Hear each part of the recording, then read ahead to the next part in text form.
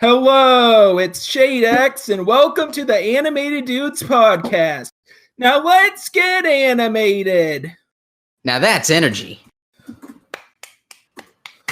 All right, it's the first podcast of the year, and I believe we shout out to the first podcast. Oh yeah. And also we have a guest with us. Please introduce yourself, guest. Hello, I am A.S.K Air. Hey, ladies and jellyfish. I just do, I'm here on YouTube. Just search A.S.K Air. I do cartoon reviews, stuff like that. Excited to be here. Nice. And yeah, I've heard we're going to be talking about 2010 stuff, just all that jazz. So, yeah. Mm-hmm. Right. So, Shade, what is our first topic? SpongeBob and childhood experiences with the franchise, the show, movies, games, like anything SpongeBob related. Should I start us off? Yeah, go ahead. I'm kind of the SpongeBob master here around here because my channel's pretty much all SpongeBob related. So, I think I know quite a bit about the show.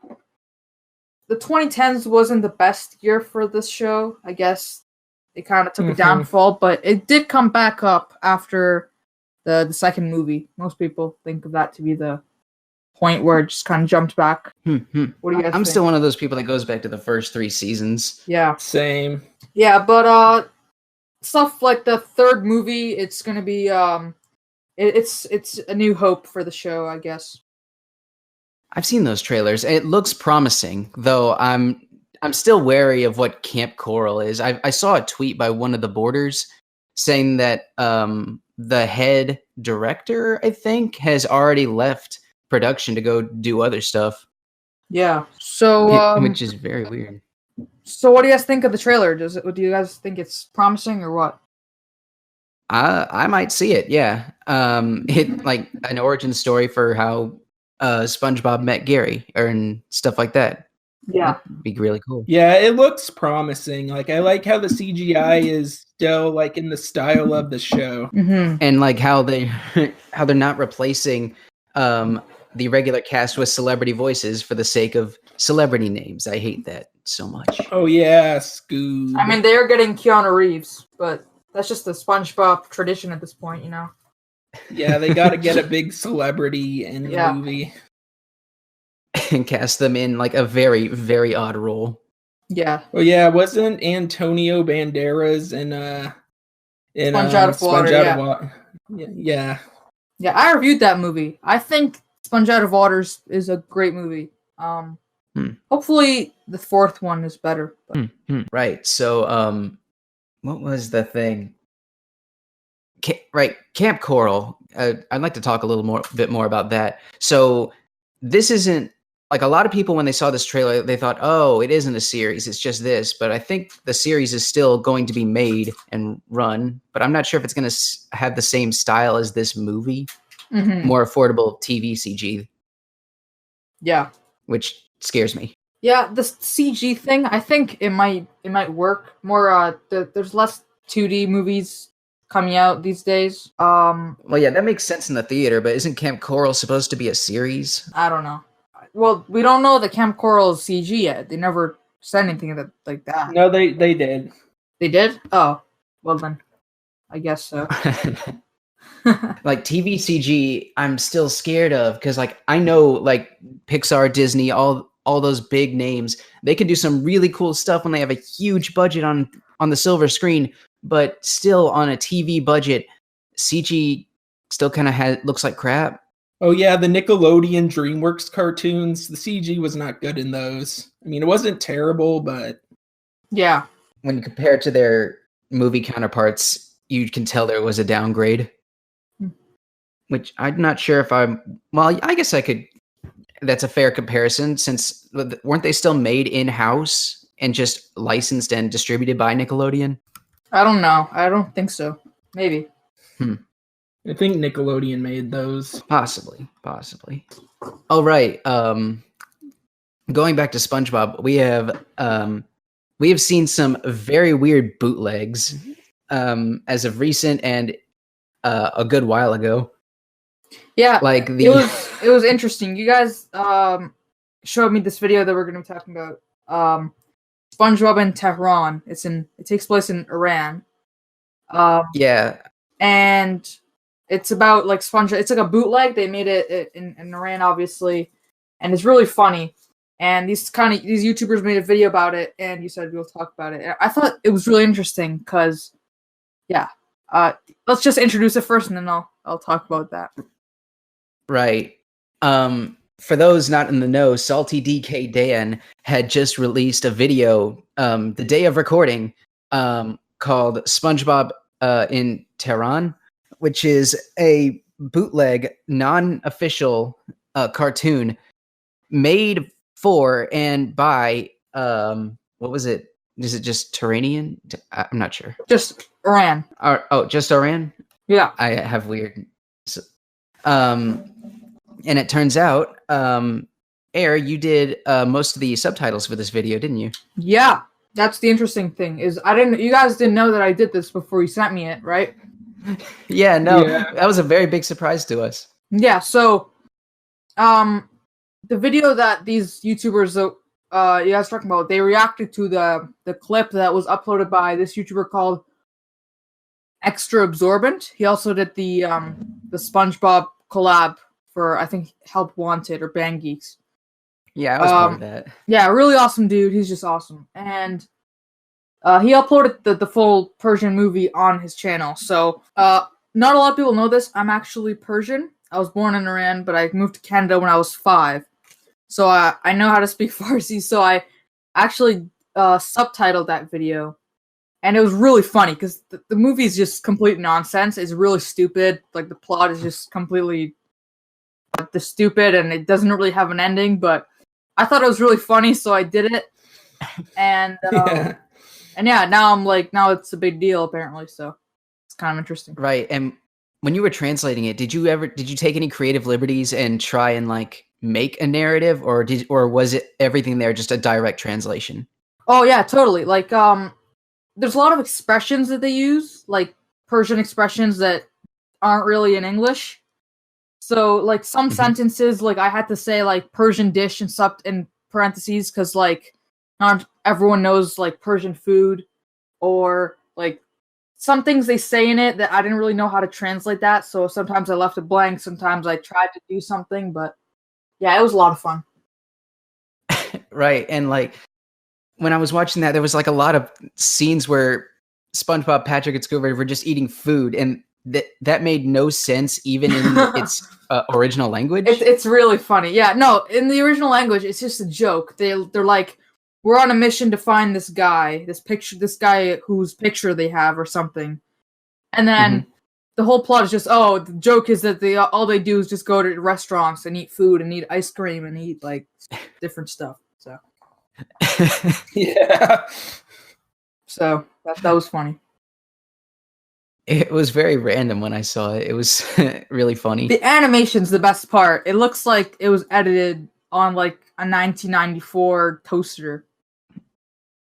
Literally, you can see like all the assets like blending. Sometimes there's pictures they use from like Google. You can tell they like took it from somewhere. There's clips from the show.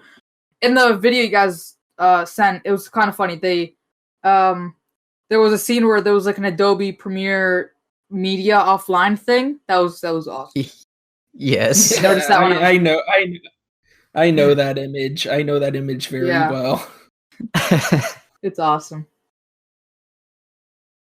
Right. I might actually consider reviewing that. Although I don't know if people like are interested. I don't know if it'll get a lot of views, but like it fits my channel totally. I might. I mean, if you have a personal history with it, you can provide a unique perspective. Yeah, that's true. Because not a lot of people know what's going on in Iran right now. It's a big deal because all the stuff that's been happening.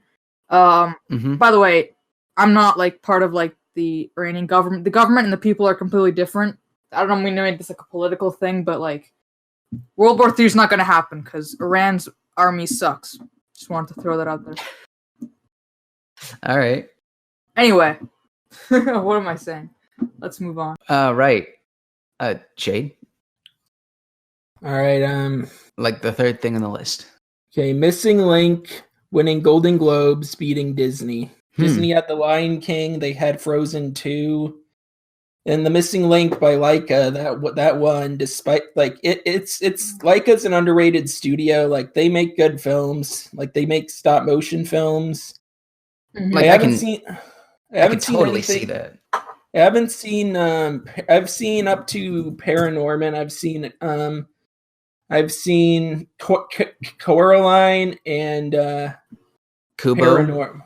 I haven't seen Kubo yet. I really should watch that. I heard that's really, really good. Like that's one of their best films. I haven't seen any, or maybe I've seen one or two, but I haven't seen many movies from that studio. Was Box Trolls part of that? I'm looking it up right now. I'm looking the movie up right now. It was a box office flop, though. It only made a quarter of the budget. Yeah, but at the same time, I could totally see that Missing Link beating out Disney this year because.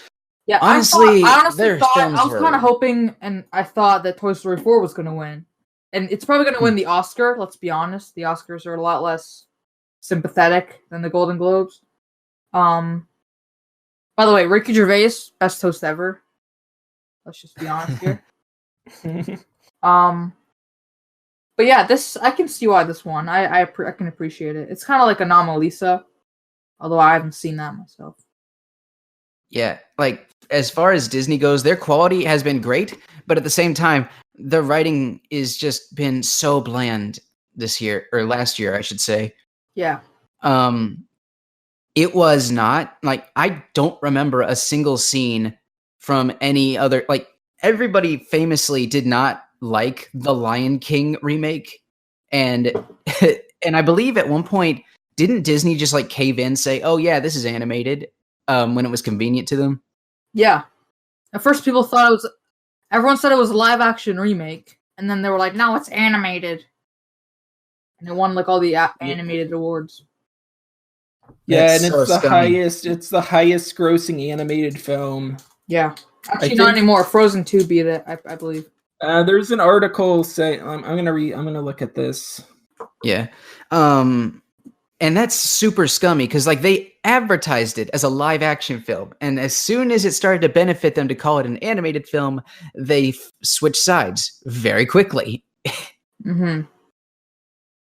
It just makes me so mad because it robs people. Like if you want to make a live action movie, that's fine. But at the same time, you also kind of abuse the term live action. And didn't the studio that made The Lion King, like the VFX studio, didn't they get shut down? It was the same studio that redesigned Sonic, right? I think. Both those, even if they were separate, they both got shut down. Both those departments, and it really sucks. Because I'm not sure if it was part of some sort of like tax thing. Because that's what I was told it was about, but I'm not sure.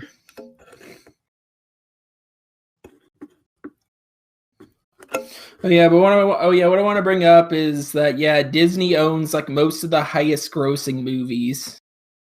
Disney owns near everything. And Disney owns like half the world. It continues to be scary. Yeah, it continues to be scary. And I feel like they're going to fall on their face sometime. I'm actually going to search up highest grossing animated films, right? I'm looking it up right now. Lion King is first right now. That's Disney. Frozen 2 is Disney. Frozen 1 is Disney. Incredibles 2 is Disney. The only thing here that isn't Disney are the Minions and Toy Story and Despicable Me 3. Everything else, you go down until like 4, and then Shrek 2, and then Ice Age. So like the top 10 movies, or top 13, 90% of it is Disney. Disney owns everything. That makes me sad. I feel like because of that, there's less variety now. Like, if they buy DreamWorks or they buy Illumination, which I hope they do because Illumination sucks, there's going to be less variety in everything. It's just going to be all the same thing. While we're talking about Disney, can I go on a little side rant here? Yeah. Star Wars sucked. Like, they're done with it. At least I hope they're done with it. And, like, everybody I've ever talked to said they did Star Wars dirty. I didn't see it. I don't support these movies, honestly. I don't even. Yeah, should I get into spoilers or? I mean, I don't think I need to. The rule of thumb for me is like week after opening, like you have at least 2 weeks to see the movie before everybody starts talking about it, and after that, everything's free reign. I'll just describe it like it's a messy movie. Like so much is going on. There's not a lot of room to breathe. I did a video on it, like explaining my thoughts. Mm-hmm. And like, aren't the actors like most of the actors? They're also like completely done with it. They have a very done with it attitude about it. Oh yeah, John Boyega. He's just out there. He doesn't care. Like Finn was definitely underutilized in the Star Wars movies. Aside from The Force Awakens, like he's really good in that. The Last Jedi, he at least does more than he does in The Rise of Skywalker. In The Rise of Skywalker, he like doesn't do anything. He like wants to tell Rey something in the movie, but like he never tells her it. And the only other subplot he has is he meets some former stormtroopers who are also like against the First Order. But that's it. Like yeah, like he apparently wanted to tell Rey he was Force sensitive. That would have been a cool scene to see, but it's not in the movie. It's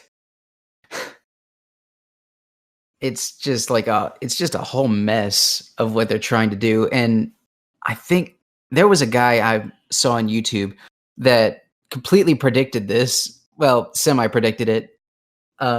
Just by looking at like Rey's musical theme in the first movie, he was able to determine that John Williams, the guy that wrote this stuff, I think that's John Williams, made Rey's theme so adaptive that whatever Disney decided to do, because apparently they didn't know what they were doing midway through, that he could just musically adapt the theme to do whatever he needed it to do. Yeah. Because everybody during the first movie, all these music guys were like searching into everybody's theme to see if there was any connections to previous movies. And they found out that Rey and Kylo Ren's themes were so adjustable that they could basically be integrated into any part of the story. Which I gotta say, if that's what they actually did, that's a really impressive musical feat to be that prepared for Disney to not know what they're doing. I think they've taken advantage of the reputation that they've gotten.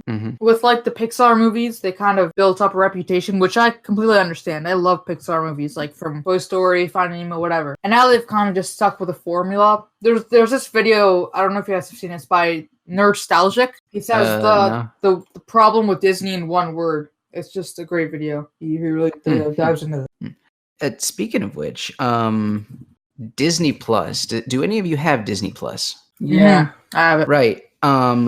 They are missing a lot of stuff. Like, I understand you can't you could, but you just don't want to put your most recent movie on the service because, ticket sales, DVD sales, merch sales, all that you want to save up until the very end. Then you put it on your service. At the same time, though, I looked at like the Disney Channel section and like they're missing like a lot of different cartoons. Like, where's House of Mouse? That one ticks me off the most. I want to watch some classic Disney cartoons along with the skits they made in between. It was really cool. It's funny because Walt Disney, he used to say, "I don't make movies to make money. I make money to make movies." But yeah, and then like what didn't Mike Eisner say like the exact opposite, or somebody Eisner? We have no obligation to make art. We have no obligation to make a statement, to make money as our only objective. Yeah. Or something even like that. Michael Bay, he said, my movies, he says something like, it doesn't matter if my movies are good or bad, but the important thing is it gets people watching. Like, that's such a bad mindset to have. Like, why shouldn't you try to make your movie like art or make it decent or at least like the most entertaining thing possible? Mm-hmm. Like, I get there's a business side to entertainment. You need funds in order to make the thing you want to make. But at the same time, you want to make something good and so people can come back. Any press is good press, but bad press kind of cements you in this negative light. while good press can let you be legendary. Like, everybody talks about Sonic 06 because it was terribly bad, but nobody's playing Sonic 06 or buying Sonic 06. Everybody thinks, and it makes Sonic look like a joke. Meanwhile, Sonic Mania puts Sonic Team in a bad light, but also praises indie developers because that's who developed it. Yeah. It's just like, I hate when people say any press is good press, because you're letting yourself become crap. You're letting yourself be destroyed by your own public, quote unquote, fans. Yeah. Which at the same time can be good. Like having your fans keep you in check, which is why we got a better Sonic than the original Sonic in the new Sonic movie. Mm-hmm. Are you going to see that? Is anybody going to see the Sonic movie? I probably am. I will, because they redesigned Sonic. I never heard anything about a rewrite. Like the jokes of like, what's his face talking up over that officer or that general, and then the cringy, like, oh, it's a child, but it's not mine. Like Sonic in the duffel bag thing. Those are still in the movie. It's just that Sonic looks more appealing now. Yeah. It's gonna be a train wreck, and I know it. Let's hope so. I mean, at least we'll have another emoji movie to meme about, I guess. If it's gonna suck, it better suck hard, because like, even if any press is good press, and like you truly believe that, you don't want your product to be bland, because a boring movie is worse than a bad movie. Mm-hmm. And it really concerns me dearly that like everybody had that conspiracy, like, oh, they made the terrible Sonic just to like get people angry and grab attention to it. No, they were honestly, sincerely planning on using that Sonic in the final release of the movie, up to the point where they made official licensed products of that model. And that scares me, because they knew, like, according to some investor interviews or something like that, or was it an interview with the redesigner, that they were fully planning on, they knew people were not going to like this Sonic, but they were ready to proceed with plans anyway. Mm-hmm. Why would you do that? I want to know what was going through their heads when they thought, okay, yeah, this is a good idea. Oh yeah, like the Smurf movie and Alvin and the Chipmunks, all these horrific designs. Mm-hmm. Terrible memories. You guys want to talk about? Yeah, go ahead. The Smurfs compared to the Sony reboot, which I heard wasn't great. The animation at least looked better, like they look cartoony. But looking back at the CGI movie live action Smurfs, they look ugly. Like, oh my gosh. Mm-hmm. And Lori's also here. Yeah. Also, the writing on most of those, like, cartoon meets real person, like Alvin and the Chipmunks, the Smurfs, what was it? Hop? Yeah. Oh, we have Lori. Lori is here. We're talking about Sonic movie and bad live action CGI films. Oh, okay. Is it the standard CG character comes to the real life, and the main character's likable, but the rest are like jerks, essentially? I'm not sure. It was kind of the same with like Hop, and I don't know about the Sonic movie, but yeah, I'm scared for the Sonic movie, because I don't want it to be a rehash of the same script and plot points. I want it to be unique, because it's Sonic. It's a video game movie. If this is successful, it just might pave the way for more video game movie adaptations, and that would be cool. And I want it to be successful, and I want it to be cool. But I know it's gonna suck, because the script hasn't changed. Only Sonic has changed. I kind of wish they didn't redesign it. I feel like it would have been funnier. I think everyone secretly wanted it to stay the same. But I appreciate that the guy cares about the movie. I guess he knows the kind of, he's self-aware, but I don't know. Memeing it would have been funnier. Yeah, I get it would be funnier to meme, but at the same time, I do not want to stare at that for 90 minutes. It would be horrifying. I want to see the original design for Baby Sonic. That also I would like to see. Like, maybe in a concept art book later down the line.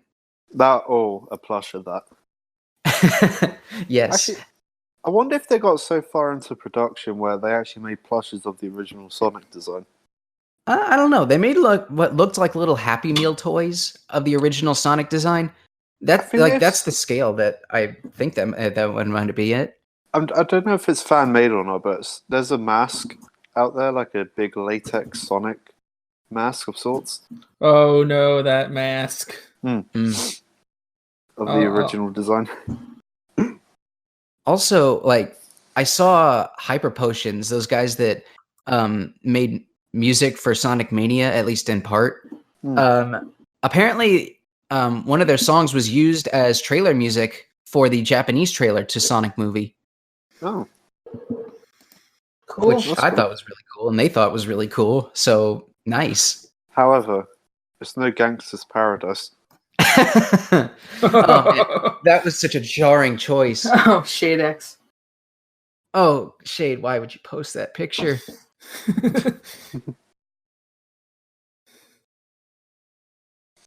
Yeah, that's really cursed. Do you guys want to talk about the best of 2010s? Oh yeah, Yeah, sure. Best of the decade. New year, new decade, and that means everything behind us is old. Yeah. Except for World War III and Australia's on fire and the plague coming back and an asteroid about to hit the Earth. But yeah, it's a great year. Yeah, I know. We're only Yeah. 11 days in. Yeah. As of the time of recording this.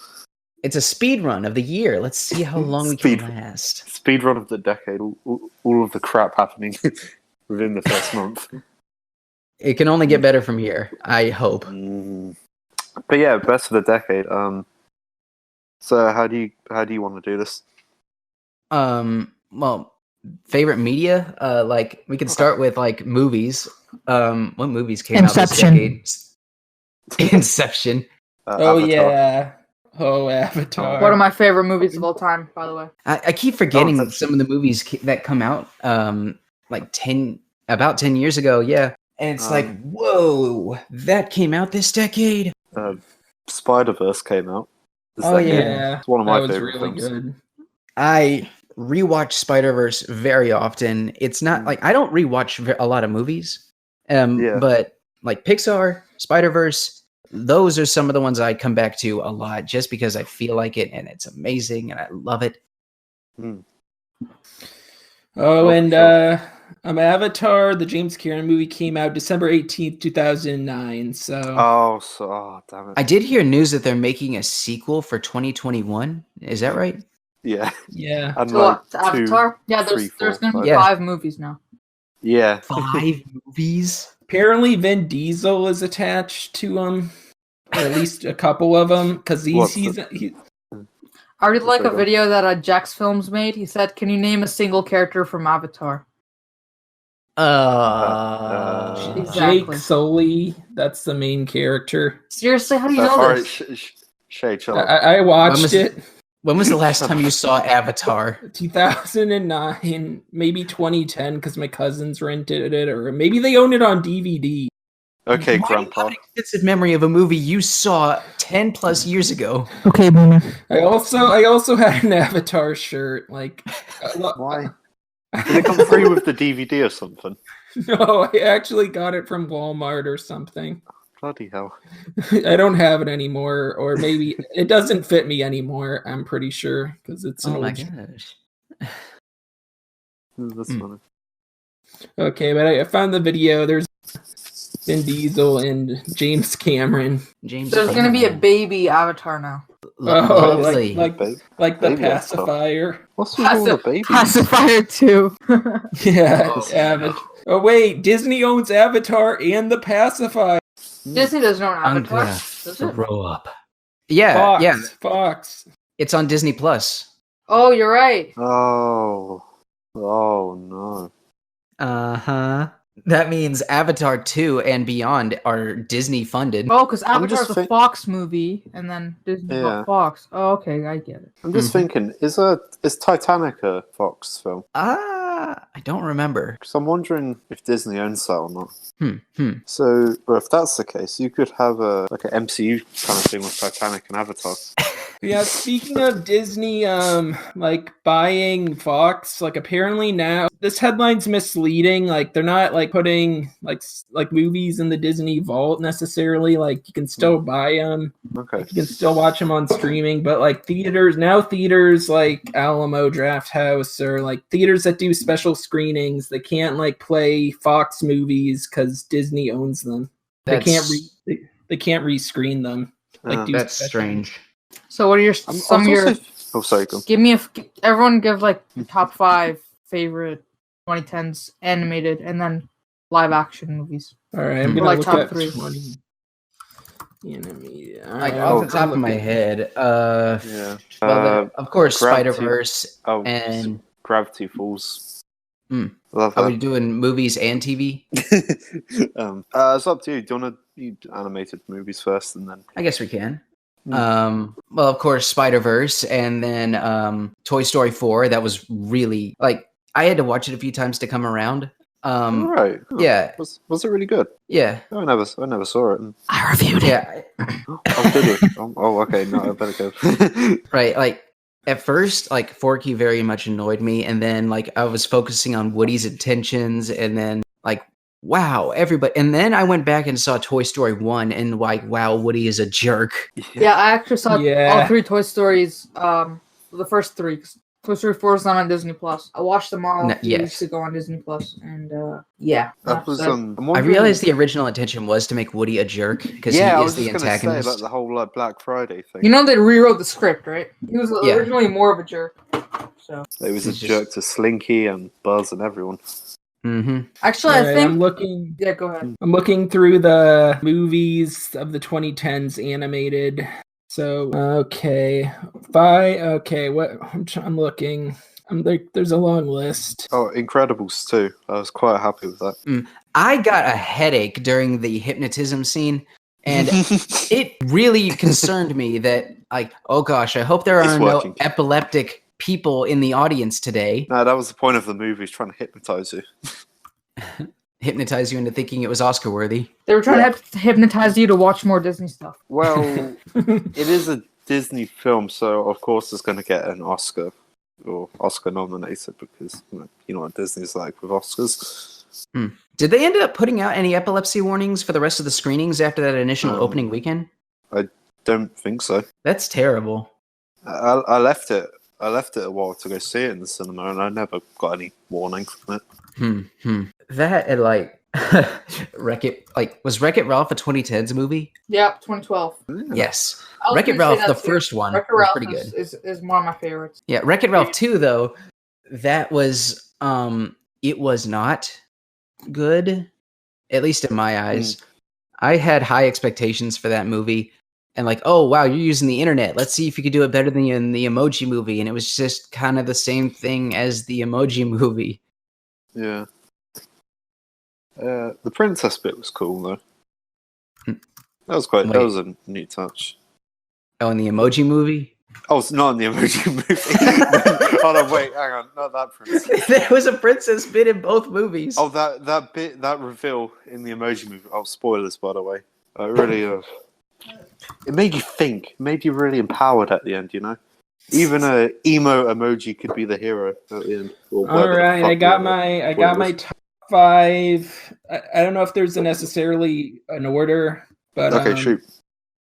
Okay, like I like all these films. Like, oh yeah, I don't have a Pixar film on here, but I like a lot of films. Really liked Inside Out, Toy Story 3, Toy Story 4, but these are movies I like. I do like those movies a lot, but 5 I put the Dreamworks Captain Underpants movie because I grew up reading those books. I really love those books, and the movie translated the like books to the screen really well. And I also like the Netflix show. It's all right, but like the Netflix show is very different from the books. Anyway, number 4, Megamind. That's another Dreamworks movie. Oh, yeah. They should make a Megamind 2, in my opinion. Yeah, at the time, like it was like overshadowed by Despicable Me, like because the movies were somewhat similar villain, like movie. Yeah, villain focused. Yeah, but Guru will never have that amazing forehead. Yeah, he won't. But like, he's got an amazing nose. That the Despicable Me franchise has been run into the ground at this point, Megamind like is shining now. It's like people are realizing it's a good movie now, as you should. Yeah, and 3 I put Wreck-It Ralph. So there is a Disney movie on this list. I really liked Wreck-It Ralph. Like it's Roger Rabbit with video games. The second film was disappointing because they went with the internet instead of video games. Yeah, they kind of.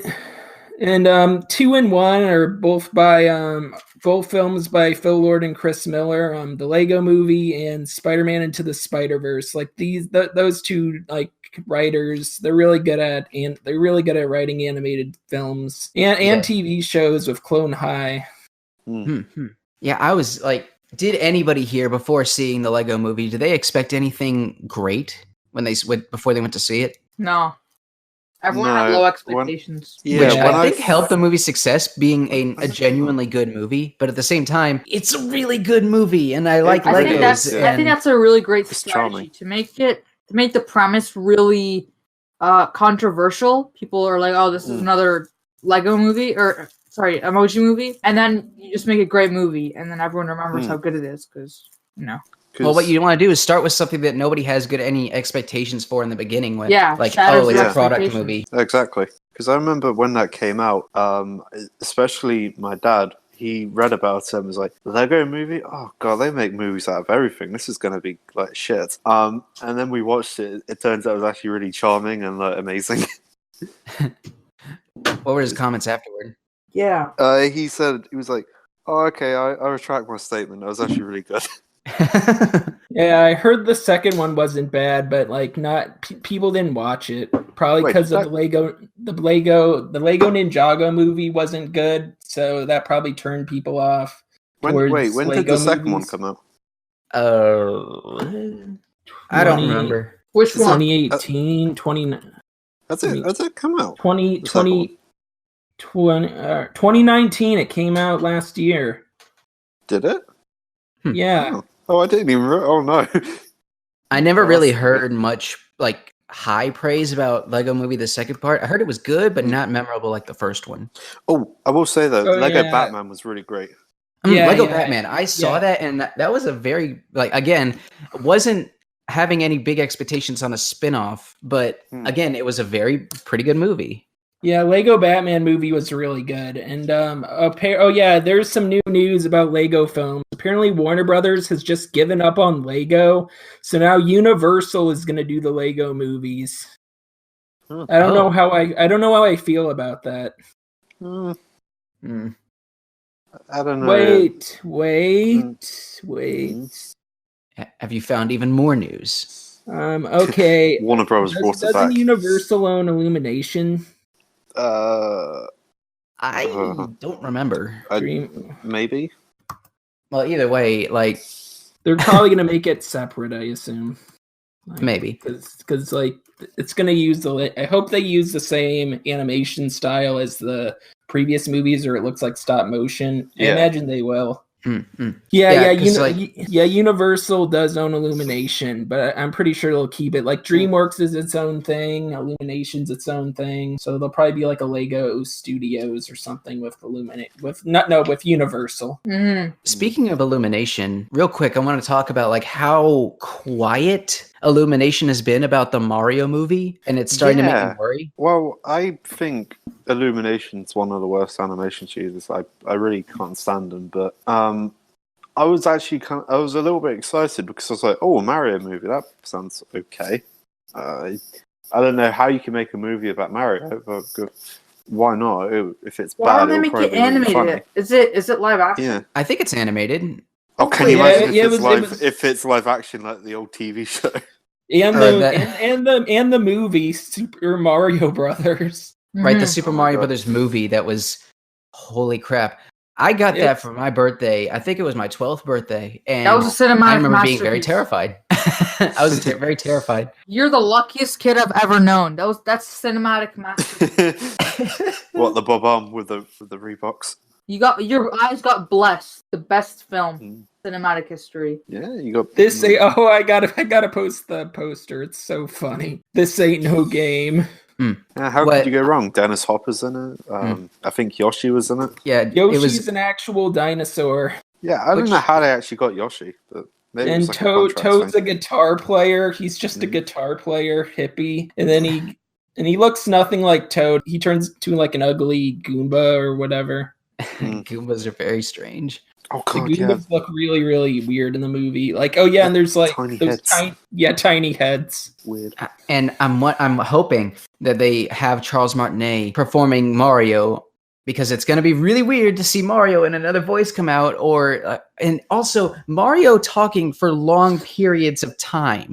No, I got if they can't get Charles, I know. Why don't they dig up the guy who did the CDI games? Oh yes, that would actually be amazing. Luigi. Gay Yeah. Luigi. I hope she made lots of spaghetti. Good gosh. He does an interview on YouTube somewhere. Just I'll try to find it later. It's really funny, and apparently it was just like a last minute thing or something that he auditioned for it. But he's still out there, so hopefully he comes back to voice Mario again. Please tell me he looks back on this role as in a fond light. I think so. It's been ages since I saw that interview. Yeah, but, I know that the voice I think did a redub. Oh yeah, he did. Where it's like super offensive, like there's cut swearing and stuff. Yeah, I kind of want him to do some of the voices in like an upcoming Mario game. So when you got like Yahoo, you got like Yahoo. Like it's like an old like gravelly voice. I don't remember what happened. Like I think there's some swearing in it. I know. Stomp on the Goombas, Luigi. Yeah, it's more of a Vine Sauce thing. No, Luigi. Mark Grau. That's his Mark Grau. That's his name.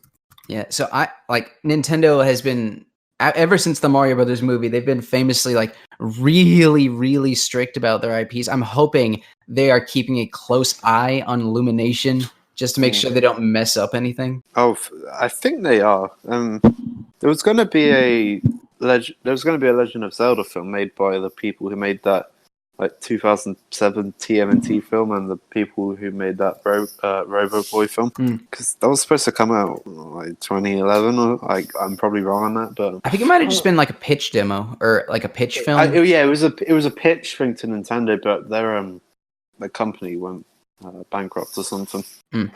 How sad. Yeah. I like that TMNT film though. It was really good. Yeah. Anyway, Mario. What were we talking about? I think we were talking about best of the decade. Oh yeah. So cartoons. Cartoons. Ooh, like Adventure Time for kicking it all off. I'd say Gravity Falls. Love that. Regular Show also. Regular You're show. naming all the shows. Ben 10 Alien Force and Ultimate Alien and Omniverse. Yes, I love Omniverse. I've met a bunch of people that have mixed feelings or very negative feelings towards Omniverse, and I don't know why. I binged the whole show last month. I think it's a great show.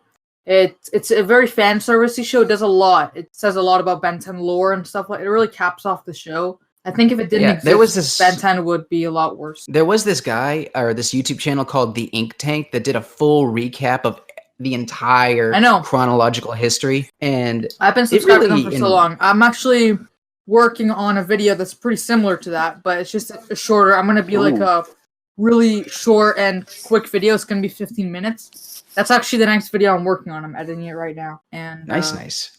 Yeah, it's gonna be pretty similar to that. Cool. That sounds great. So like,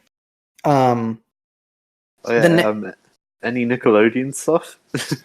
I'm not sure. Loud House? Yeah, Harvey Beaks, but that got mistreated. Yeah, anything outside the Loud House was super mistreated this decade. Things constantly being shoved to Nicktoons Network, being canceled early, or like outright not even shown to the public after a while. Yeah, that, or if it did well, it wasn't very good at all.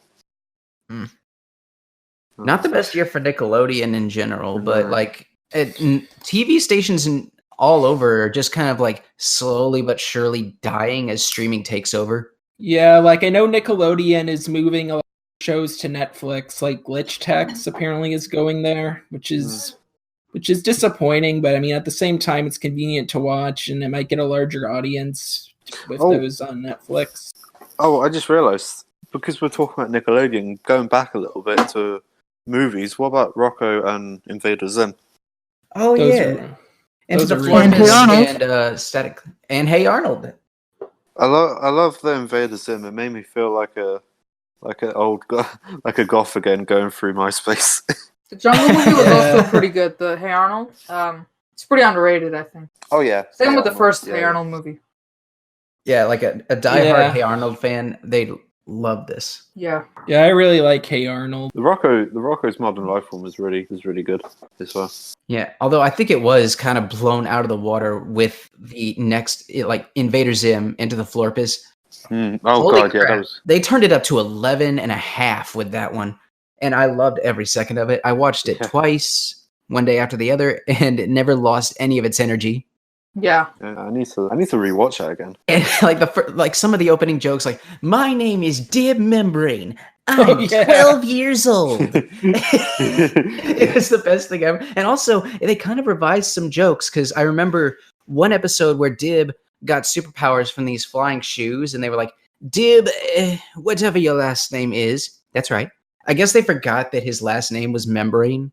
Like Professor Membrane, Dib Membrane. Yeah, shame my girl Alex isn't here, because I'm sure she'd have a lot to say about Vaderism. But where is Alex?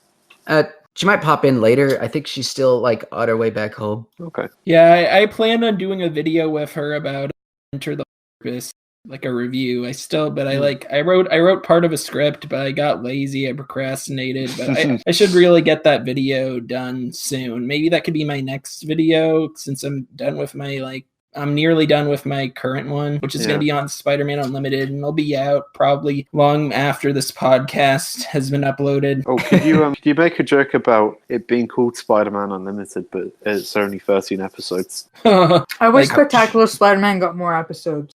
Yeah, one of the best, like, honestly, one of the best action shows of all time. Thanks, Disney. Yeah, Thank like you, Disney. Very uncool.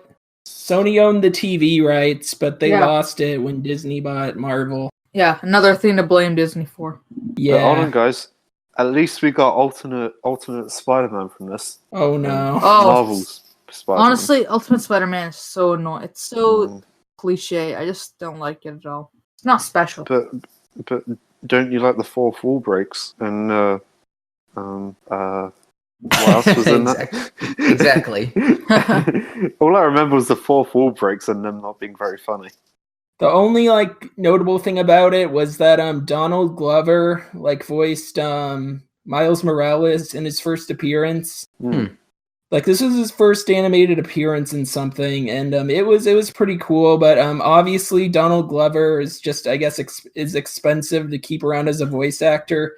So they replaced Miles with just this guy with a goofy voice. So Miles just sounded real goofy, when he was reintroduced. Here's an unpopular opinion. I think Josh Keaton was the best voice for Spider-Man. He did it in Spectacular Spider-Man. I think he's better than Drake Bell, than maybe not Yuri Lowenthal, because I love Yuri Lowenthal. If you guys know who that is, he voiced Ben 10 in the older shows. Oh, okay. Yeah, but I think I don't want to go off topic, but he was a great voice actor. I think most Spider-Man fans agree with Josh Keaton being the best. Yeah. Yeah. Though there is it Christopher Barnes? Some people really like him. The 90s Spider-Man. I don't know. Oh, okay. I think he was in Shattered Dimensions as well. Also, the guy who did the 1967 Spider-Man. That's such a good show, though. It's so classic and awesome. Oh no! Oh, the old yeah. Yeah, Spider-Man. Spider-Man. That needs to be on Disney Plus. I know, right? I think it is. I don't think it. No, it's not. I don't think it is. Yeah, I'm actually gonna check right now, just for you guys. Oh, the obscure shows. The Spider-Woman show is on Disney Plus. Huh. Spider-Woman has a show, and actually I've got to say one cartoon of Spidey I like is Spidey and His Amazing Friends. I got the whole thing for Christmas, and it's really it's fun and goofy and campy to watch. Yeah, I definitely should rewatch that. I know it's on Disney Plus. Interesting. No, on Disney Plus, there's the 1981 Spider-Man. There's the 1990s Spider-Man. There's Spider-Man Unlimited, Spider-Man, Ultimate Spider-Man, Marvel Spider-Man from 2017 that sucked. Yeah. Spider-Woman, Spider-Man and His Amazing Friends, and some shorts and some movies, but nothing really. There's a lot of Spider-Man. Yeah, but no 1967, no Spectacular. Sony owns Spectacular in the new anime series. Yeah, at least they have the 90s Spider-Man. That's one of the classics. I have a theory, a dumb theory about the 1967 Spidey. I'm wondering if it's not on Disney Plus was because it made a cameo in Into the Spider-Verse. So maybe Sony's got a say in it, or I don't know. Well, it's pretty old, so it's probably owned by a different company. I think they did. Yeah. Actually, I think it was made in-house, that Marvel. I know the Fantastic Four 60s show was made by Hanna-Barbera, so they own it. Oh god, that thing is so funny. Have you seen the clip where Mr. Fantastic fights Magneto, but he uses a wooden gun? I don't know why it says. It actually says Marvel Magneto owns. sounds like an old man. Guys, Marvel owns the 67 show. I just googled it, but I don't know why it's not on Disney Plus. It should. They're probably waiting. They're probably waiting to put it on. Yeah, that footage is really hard to find or convert to digital format. Yeah, I think it was on. It might have been on Netflix before, though. I think. But I do recommend that clip, by the way. Magneto versus wooden gun. It's really funny. But I think there are I think there is HD. I think there is HD episodes of the 60s show because there's a YouTube channel that does dubs of it, like just says like a bunch of like rude shit over the top of it, and it's really funny. But the footage, from what I can remember, is HD, so maybe somewhere out there it's all HD. I know there used to be full episodes on YouTube, but Disney keeps taking them down. So it would be Disney that owns them. Okay, so why haven't they got it on their streaming service? I guess they're waiting to put stuff on. Like they don't want to have everything on at once. Maybe. Why would you do that though? Why would you not give everything you have to offer? Like they have most of the Spider-Man cartoons, like that they own, but not the 60s. Yeah, that's weird. Yeah, and like all the like Air Buddies, Snow Buddies films, aren't they coming out in like 2022 or something? Oh yeah, because Netflix like has the rights to like. See, as part of the Air Buddies community, this is bullshit. Wait, I need to see because I know Netflix is like clinging to the Disney movies to the point where they have a Disney movies section. Ouch! All right, I'm looking. Maybe Netflix is going to be like Blockbuster at some point. There is some good stuff on there, like Green Eggs and Ham. That show, it's really good. I recommend it. Yeah, so Netflix does have good content. Oh yeah, She-Ra, and even though the 12 Forever, even though the creators are so right. I want to divulge the conversation a little bit. The latter half of the decade was really, really weirdly focused on reboots. Like, there was the Ben 10 reboot. There was the Powerpuff Girls reboot. There was there were plenty of reboots of Spider-Man. Teen Titans Go. Oh wait, no. Teen Titans Go. That started this decade. Even though it came out this year, could you kind of lump Thundercats? I guess you could. Yeah. Well, yeah, the trailer, yeah. We'll talk about that in a minute. Oh, God. But like, are there any like reboots that you actually thought were good at the latter half of the Rise of the TMNT? Oh yeah, definitely. I've only seen a few episodes of it, but I think I'm definitely gonna. I reviewed it back in the day. I think it's all right. I've only seen the first one. I'm gonna binge watch it because I've heard it gets better and better. But like now, Nick is mistreating it, and it's a Ninja Turtle show. Like, come on, why are you shafting a Ninja Turtle show? The style looks amazing. What they were doing, weren't they airing the first few episodes of that while the previous TMNT show was still going? No. Yeah. No, it ended and then they restarted it. Oh, okay. Have you guys seen the 2003 show? Yeah, definitely. Yeah, that's my favorite. Yeah. It's so I grew up with that. It's the best. Yeah, that was a really good show. Oh, the good reboot, She-Ra. Oh yeah, that's technically a reboot. I'm a big He-Man fan, but when I heard that they were rebooting She-Ra, I was like, okay, well, I don't know. After watching a couple episodes, I'm like, wow, this is amazing. This is so much better. Apparently, 2 He-Man shows are coming to Netflix. One that's CGI. The other one is a 2D animated one that's going to be animated by the Castlevania studio. The studio that animates that show. And the show is going to be written by Kevin Smith. Are they both being focused on He-Man himself? Yeah, Kevin Smith's show is going to be a continuation, maybe an edgy continuation. Oh, okay. I'm not that interested then. Or I hope it's faithful. Like I hope they don't overdo it with the violence or. I love He-Man, but to me, you can't really make him edgy because Skeletor exists. Yeah, it'll probably be faithful. Like it's supposed to be a continuation of the classic series, and there's also going to be a completely new reboot that I don't think it's connected to She-Ra because because Mattel owns He-Man and like Netflix just like negotiated with Mattel to do He-Man Netflix shows. By the way, speaking of reboots, Pixar is going to have original films again this year, which I'm all for. Personally, I think in terms of Pixar, the 2010s original stuff like Coco or Moana. I think Moana is a Pixar movie, right? Or is that just Disney? I think it's Disney. Whatever. All the like Pixar movies that are original in this decade weren't really as good as like, you know, WALL-E or Toy Story or Incredibles or whatever, the originals. It was kind of a weak year for movies in general. Yeah, hopefully like Soul. I'm really looking forward to Soul because Onward looks just like Monsters University and like Coco mixed, but I think Soul has some potential. It's gonna be like you never know. Low expectations might be a great movie. Yeah, true. Yeah, I think Soul will be good. Oh yeah, and speaking of Pixar, I just watched Coco finally. Audio cut out. Speaking of Pixar, I just saw Coco finally, and I really enjoyed it. Nice. Right, bringing it back to the reboots. Shade and I just yesterday watched Thundercats Roar. The first 2 episodes.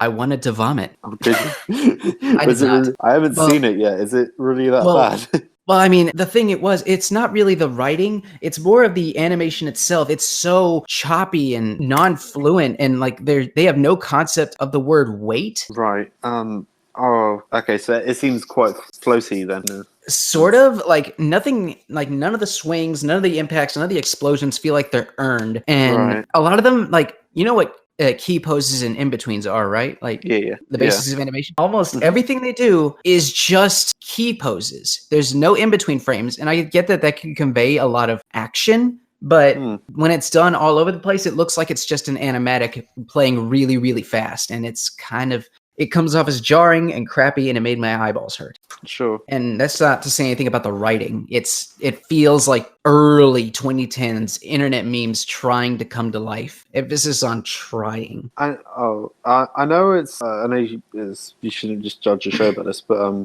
the style really puts me off because I remember when that show first got announced, everyone was like, "Oh, the art style is crap. It's terrible." And then it's almost like everyone did 180 and said, "No, you should respect these people because they went to a high-paid school and blah blah blah blah blah." Well, that was the peak of the Cal art style argument. Yeah, and it would almost be like if you hate the show, then you should kind of feel bad because these people put a lot of effort into it. If that was the case, you could say that about every fucking bit of media. Yeah, a lot of people put effort into 12-ounce mouse as much. I'm not sure how much effort there was, but I just don't want to look at it. That's coming back? Yeah, 12-ounce mouse is coming back, baby. Why not Aqua Teen Hunger Force? Where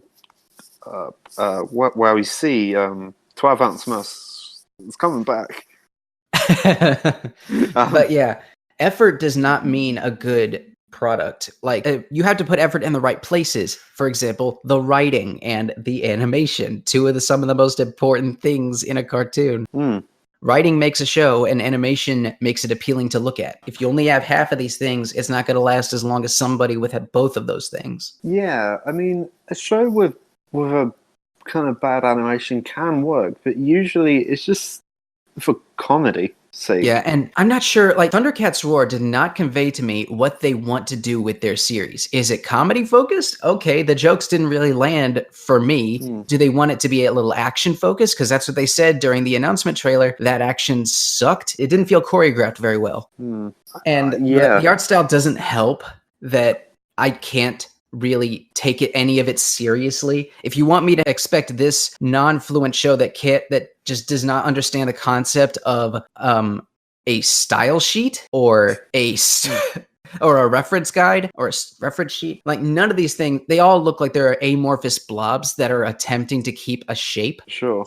You still there, Ask? Sorry, my computer kind of messed up. Okay. I'm on my phone right now until I fix this.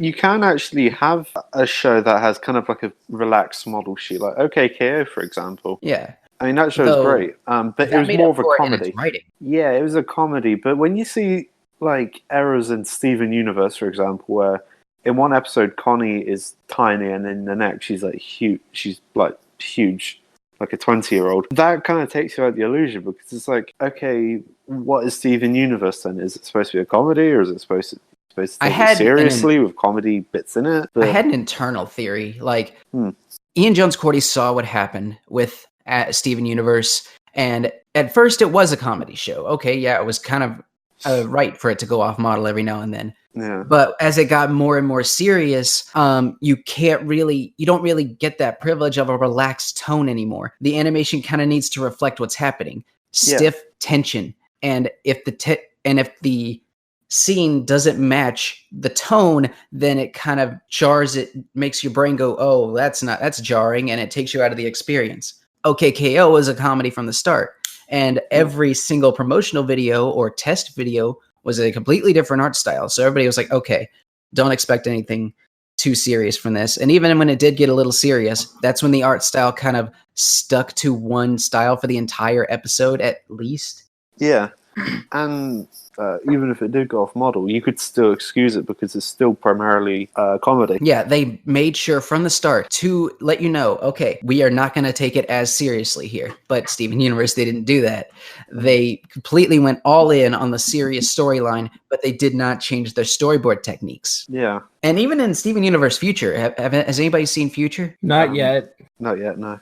All right. Well, they kind of got better at it, although there are some, like there is one episode where they are a bit more relaxed in tone, and the art style does reflect that. Though it's not. It kind of like is still a bit jarring though, because the rest of the series is kind of like super serious and dealing with some really real issues. And I'm like, okay, why? I get you can have a little fun in your cartoon, but it has to be kind of prefixed with everything else that's happening around you. No, I know what you mean. Isn't Thundercats Raw, isn't that supposed to be just primarily be an action cartoon? Because that's what I got from all the interviews and such.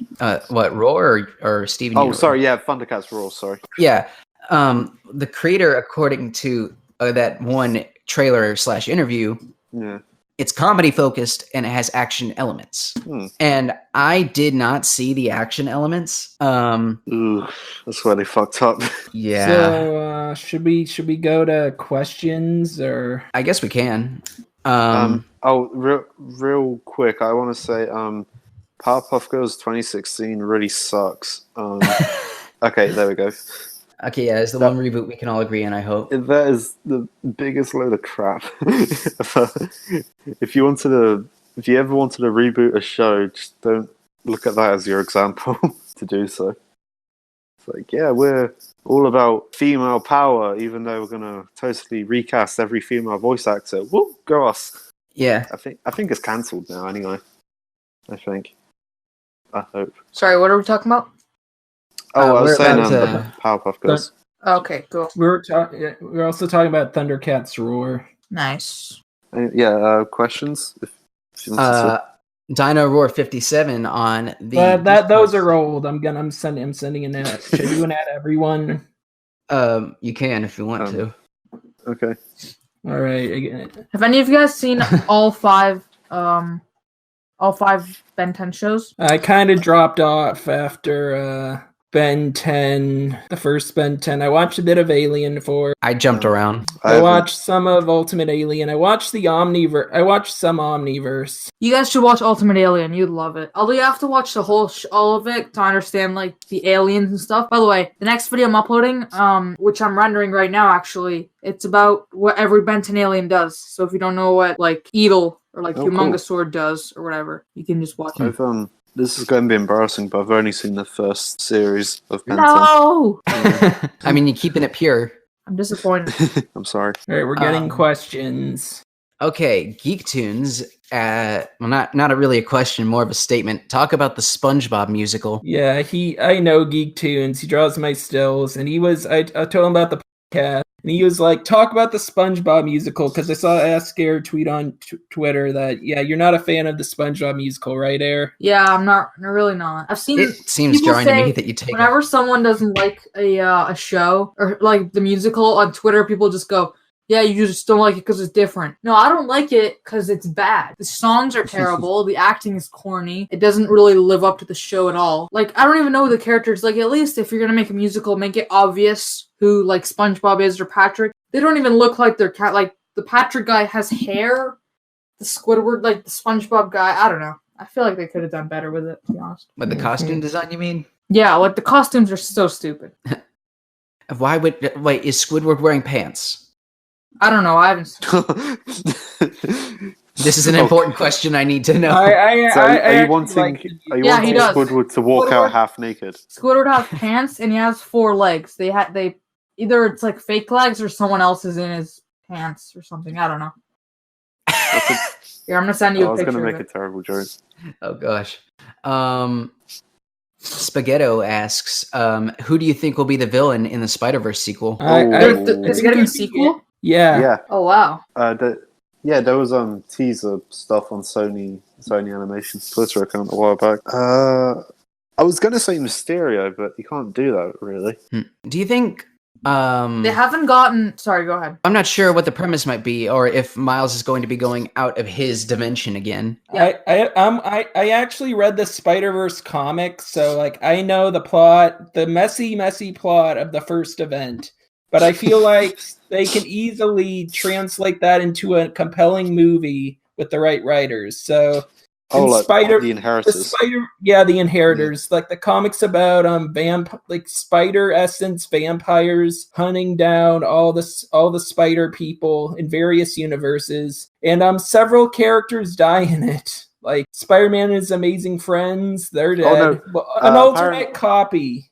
I was gonna say, apparently it's a copy of him. It's not the original. And Spider-Man Unlimited got mentioned. Like it got acknowledged by Marvel. He just gets killed off. Yeah, he snaps his neck. Because Dan Slott thought 90s Spider-Man and Spider-Man Unlimited Spider-Man were the same character. So he's like, oh, I killed them off. I killed off 90s Spider-Man when they're voiced by different voice actors. So he basically killed Spider-Man from Spider-Man Unlimited by accident. There's a funny video of this guy showing that panel where Morlun kills that copy of Spider-Man and his amazing friends, but the apartment's torn up and Iceman is kind of melted and Firestar's got a neck snapped and that, and shows it to the voice actor of Spider-Man from the 80s cartoon, and he's horrified.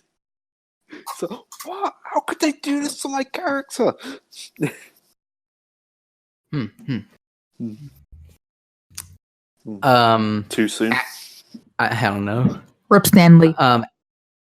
That was a tough crowd. While we're on the topic of this. Sorry. Yeah, go ahead. I thought A.S.K was saying something about Stanley. A.S.K used to. All right. I'm really confused. All right. I guess we'll do a few more questions. Sure. Do you guys think The Simpsons is actually going off the air pretty soon? I don't think so. Ash the Canadian. Yeah. Oh, Ash the Canadian has that? Yeah. Yeah. I love Ash. Yeah, I was on Air's podcast, and Ash the Canadian was on the Joker episode. Yeah, I don't think The Simpsons is going to go off the air. It just slowly fade away. Maybe it'll get a sequel or like a movie when it ends, because it's a cash cow right now for Fox. Yeah. I mean, sort of. Like, I've heard plenty of people say that Simpsons is never as funny as it used to be, and they're dropping off in numbers. Well, I don't know. I don't think comedy is what they care about. They probably care about the bottom line. But if you mean, I don't know. If they make less money, then they're gonna ditch it. Yeah. Geek Tunes again coming with us with another question. Do you think the 2020s will have its own version of Adventure Time? Not exactly in premise, but it's going to be that revolutionary. I'm sure in time we'll have something that defines the next generation. Super influential and all that good stuff. I wonder where it's going to be. Probably most likely on something on Netflix or something. Oh yeah, the next revolution in animation is more than likely going to come from a streaming service, as TV is continuing to die.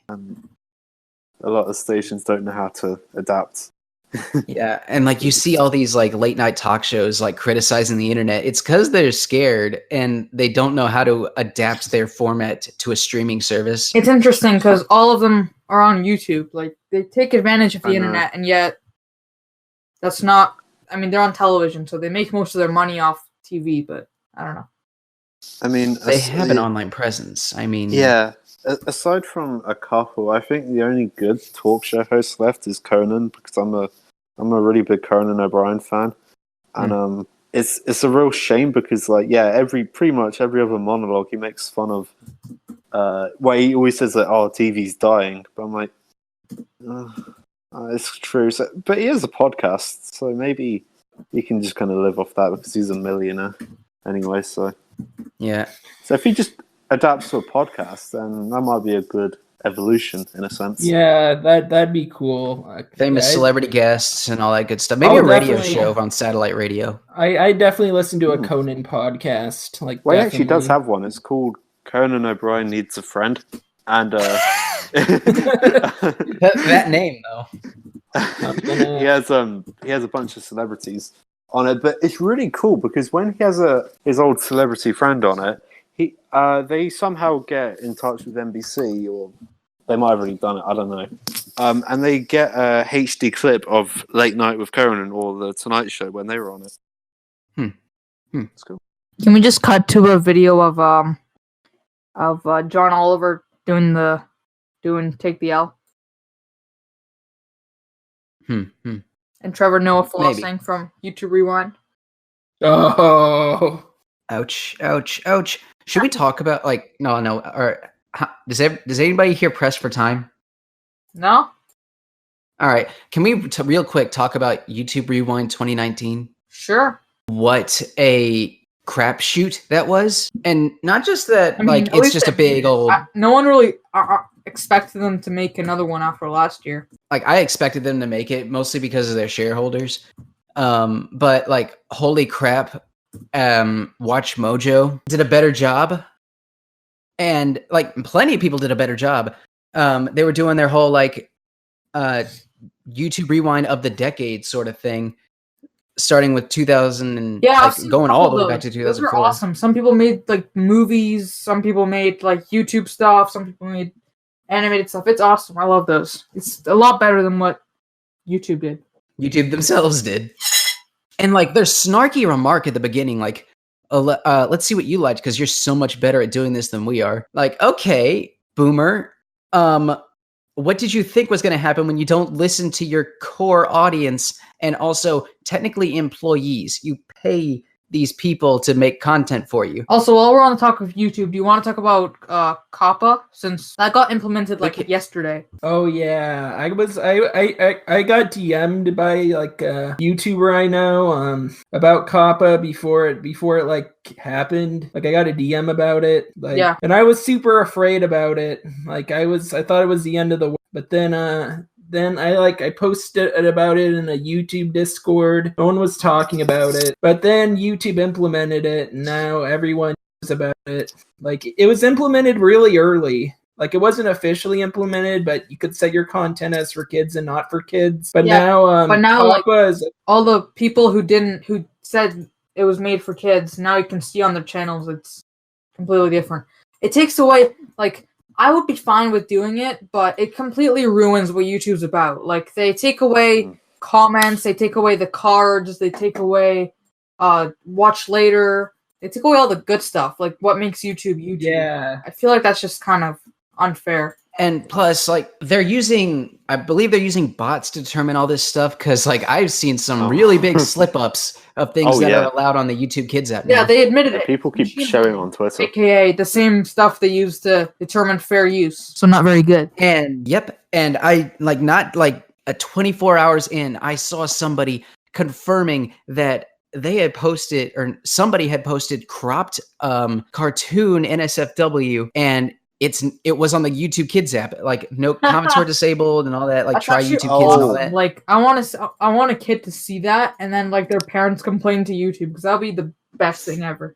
Yeah. Family Oh, so, Guy like- was on there, like gruesome Oh, Family Guy yeah. scenes. Stuff like Cans like without cropped anime tits or labels. something. Cans Kids without labels labels. was marked John just for K. kids. A John Oh, K. the production. classic kid cartoon. That classic kids cartoon.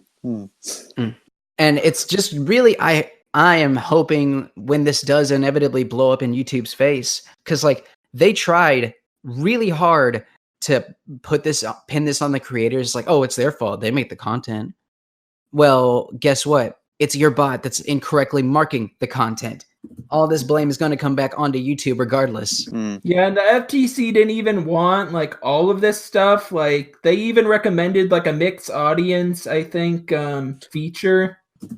And they like even said animation, they understand animation is not just for kids. Like Yeah. gaming content is fine though. Like if you want to see a Lego Star Wars Let's Play, Hell yeah. like there'll be comments. Like anything gaming related, I think has comments. And Yeah, I wonder like- if the exception. I wonder if SpongeBob is the exception. Pretty 'Cause pretty that's- much everything from. I was looking up random Steven Universe clips yesterday, and all the comments were gone. And they said something about like that. I was just on YouTube on my phone. It said something about like mini player or something like that. Is that right? Hang on, Yeah, I need mini to check player. So something. when you on your phone, when you watch a video, you can swipe down and still use like the YouTube while it's like in the bottom, like Yeah. super small.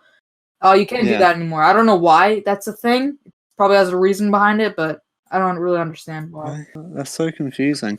Yeah, comments are disabled for gameplay videos without commentary. Like I'm sure if there's commentary over it, like YouTube, it's hurt my brain. I'm looking up Let's Play. Their problem. I was is they've so got- scared for just a second. I was Alright. worried that things like Cupcakes and Smile HD were going to be on there. Yeah, I'm seeing a lot of Let's Plays, and the comments are disabled for SpongeBob games. Even the Spongebob and Tehran, I was looking it up because after you guys showed me the video, I was trying to look it up, and that video got disabled too. So extra absorbent. Yeah, See- if it's a Let's Play, like it's safe. Like as long as there's commentary, like as long as it's a cartoon review, it's safe. But like uploading a cartoon clip, like if you upload a cartoon clip, comments will definitely be disabled. It might have See- to do with the channels being like not updated after several years and YouTube just automatically marks it as for kids, or it might Yeah. be that. But I know for the kids networks, they like have to play ball or else They the they FTC have to. Like the Cartoon FTC will Network. go after them. I'm worried um, about like long legacy things like Eddsworld. Like, nope, I don't think anybody's really technically running that channel anymore. And if they get marked and flagged and attempt to sue, well, you're attempting to sue a dead man, and that's really that's I going to think, put I some think- I really think bad that- press on you. I think Eddsworld is fine. Yeah, I hope. It's, I think YouTube's biggest, at the end of the day, YouTube's biggest problem are themselves. They're way too big. Like, they're so up their ass and corporate. It's their own downfall. Like, you look at something like Coca-Cola, for example. Sure, they're really big, but they have a rival. They got Pepsi. Quality may vary, and I don't know the sales-wise, but at least they have something. Every time something tries to come up and knock YouTube down a peg, like, I don't know, Reva, VidMe, Glip, whatever, it all goes to shit because they know that people are just going to use YouTube at the end of the day. Yeah, they have no And when- competition, which is why they have no. Exactly. And YouTube can just rest assured knowing that, oh, people are going to come to us anyway. And year after year, it's becoming more corporate friendly because they just want to please companies all the time. That's literally what they care about. YouTube doesn't give two shits about their creators anymore. They care about Yeah, getting money from their advertisers because that's Yeah, what of course. corporations are. Although I am seeing, like, I am breathing a bit of sigh of relief because there is a bit of a safe haven for at least animators specifically. Newgrounds has been getting a really big second wind because, like, the mistreatment of animation there or on YouTube. So everybody's been going back to Newgrounds to upload their old stuff and new stuff, and it's been really uplifting to see that there are people that still look out for those people. Yeah, that's good. Like the creator of Newgrounds says, like, "Hey guys, come back. Remember us? We're still cool. We haven't changed. And they are still cool. They are still cool, and they haven't changed, which is quite nice." Although they're always making changes for the better. Yeah, It's not like YouTube where they say, "Oh, we're going to implement something, but don't worry, it's not going to actually be a thing." And then, like 2 months later, say, "Oh yeah, so you know this thing that you got used to and you actually kind of liked? Fuck that, we're going to change it and just ruin your whole day with it." Creator Studio Classic. I'm actually gonna miss that so much. I'm using it right now as we talk to edit a video, and it's so sad to see it go. Yeah, I'm gonna miss it. I mean, I've gotten used to the new one, but still, YouTube's one of the worst companies. They're so mismanaged. It's like really funny. What have they got against gay people? Have you seen that video where these people hate gay people so much? Yeah, have you seen that video where they talk about the keywords that get you demonetized? Oh, by Nerd City. Nerd City, yeah. Was it? He's an awesome. Yeah, I favorited that list. I'm looking at that list now. Yeah, I love the parody song by Rusty Cage. Yeah, I Money for Nothing parody. Yeah, Rusty Cage is awesome, dude. It is. Can't wait for his comic. I think the first issue came out on Requiem of the Crazies. Oh, did it? Monkey Joe, Simeon Jimmy, he did a review of it. Okay, I should probably watch that at some point. I'll read that, sorry. I guess we have one final question here from Full Metal Dubs, which is dubs or subs? Subs. Everyone knows that.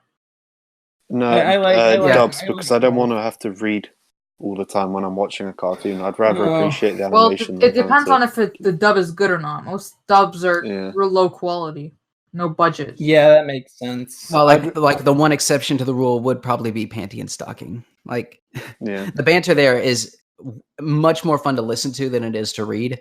Although I don't watch a lot of things from other countries. Like I don't watch anime, so.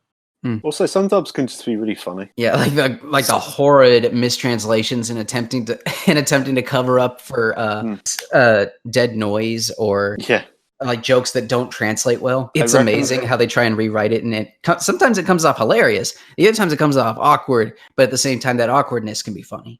I recommend this video by Pat Mac. He did a video about different DVDs localized in different countries, and he talks about dubbing for like SpongeBob, and that is really interesting.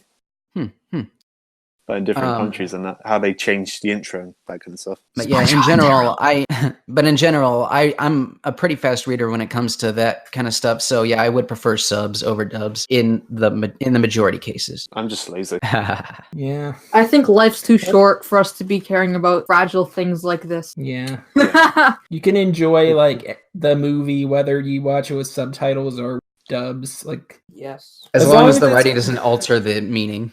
Yeah, as long as it's translated properly. The dub for Miraculous Ladybug's really good. I've seen it subbed before, and I actually prefer the dub. They sound more like cartoon characters. It sounds really weird. In the French one, they just kind of sound like regular people, but in the English dub, they actually sound like cartoon characters, which is kind of a weird analogy. But right. So is this the end of the podcast? Ooh. Guys, it's 2020. SpongeBob has changed in the animations. Oh no! Oh no!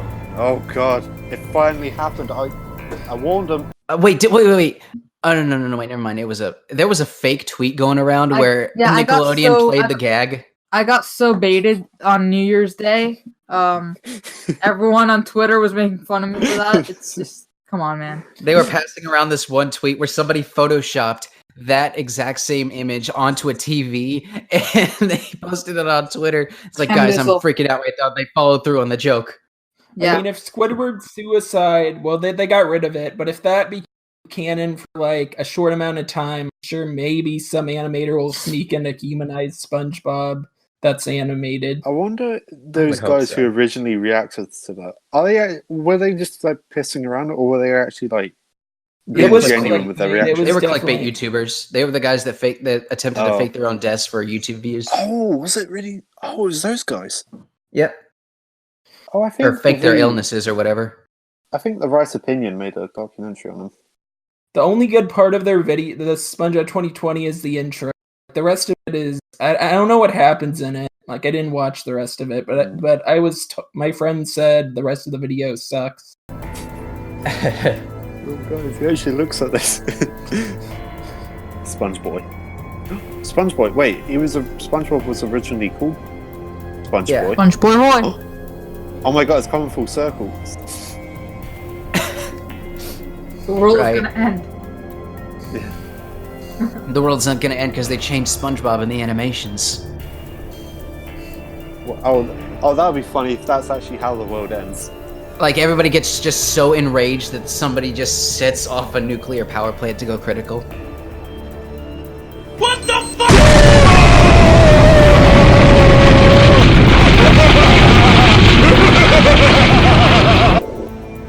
Yeah, it's nothing to do with anything else happening in the world. It's SpongeBob. Right, so is this the end of the podcast? Yeah. And the end of the world, apparently. Have high hopes. It can only get better from here. Okay. All right. Air, is there anything you would like to plug before we go? No, just check out my my channel. I recently launched a Patreon. Got one patron already, so that's pretty awesome.